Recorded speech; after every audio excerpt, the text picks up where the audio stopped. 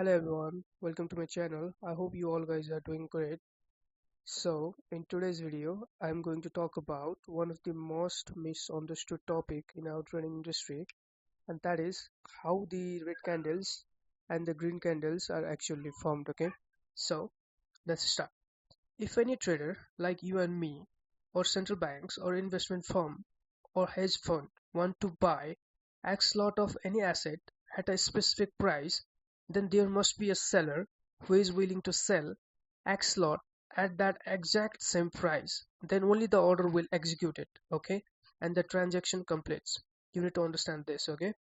So, for example, to execute a buy order of 0101 lot at a price of 1.623, then there must be a seller who is willing to sell 0.01 lot at that same price, which is 1.623. Okay, so in order to execute that particular order, so the next example here is to buy 100 lot of gold at $2,500, there must be a seller who is willing to sell 100 lot at $2,500. Okay, otherwise the order can't be executed. Okay, and if any trader like you and me, or central banks, or investment firms, or hedge funds wants to sell X lot of any assets at a specific price, then there must be a buyer who is willing to buy X lot at that exact same price. Okay, then only the order is executed and the transaction completes. Okay, so for example, to execute a sell order of 0101 lot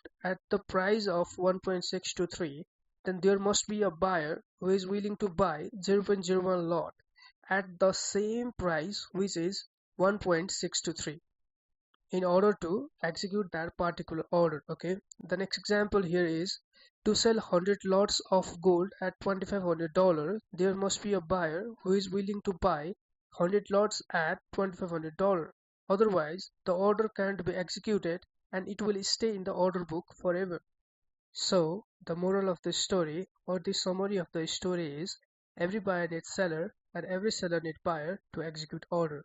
Okay, now you need to understand about the order book. Okay, the order book looks something like this. Okay, I will go in depth about the order book in upcoming videos. So if you want to know about the order book, then comment down below. I will make the video on order book on upcoming days, but for now this is just a rough view of order book. Okay, so on the order book we have two types of orders. Okay, so we have buyer's order, also we have seller's order also. So on the buy side of the order book, buyers are offering their offer to the sellers at different prices. For example, some buyers wants to buy 0.05 lot at the rate of $105. Some buyer wants to buy 0.06 lot at the rate of $104. Some buyers wants to buy 0.10 lot at the rate of $103. Some buyers wants to buy 0.76 lot at the rate of $102. Some buyers wants to buy 0.65 lot at the rate of $100, right? Like this, on the sell side of the order book, sellers are offering their offer to the buyers at different prices.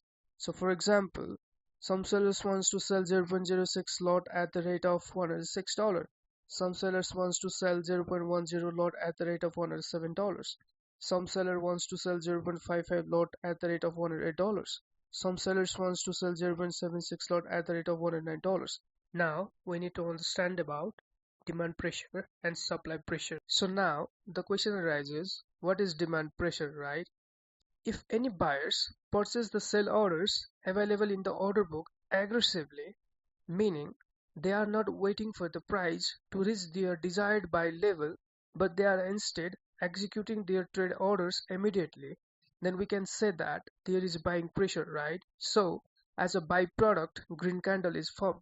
So now let's understand about the supply pressure. Okay, so if the sellers execute the available buy orders in the order book aggressively, meaning if sellers are not waiting for the price to reach their desired sell level, but instead they are executing their trades immediately, then we can say that there is selling pressure, and as a result and as a byproduct, red candle is formed.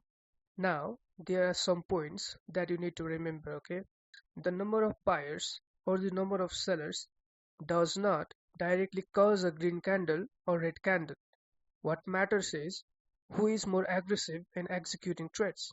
So, even if there are more sellers, price can go up if a few buyers are buying quickly. In the same way, if there are more buyers, price can go down if the sellers are selling fast. So, it's not the number, it's the intention and the aggression behind the orders that creates the candle color. If the buyers are aggressive, as a byproduct, green candle is formed. So if the sellers are aggressive, as a byproduct, red candle is formed. So now let's practice some of the examples, okay? This candle that you are seeing on the gold chart is from the daily time frame and it is a red candle. So we can say that on that day, sellers are more aggressive. So let's move on to the next example. So this candle that you are seeing on the AUD NZT chart is from the 15-minute time frame and it is a red candle, right? So we can say that during that period of 15 minutes, sellers are more aggressive. Now, this candle that you are seeing on the CHF JPY chart is from the 5-minute time frame and it is a green candle, right? So we can say that during that period of 5 minutes, buyers are more aggressive. That is why, as a byproduct, green candle is formed.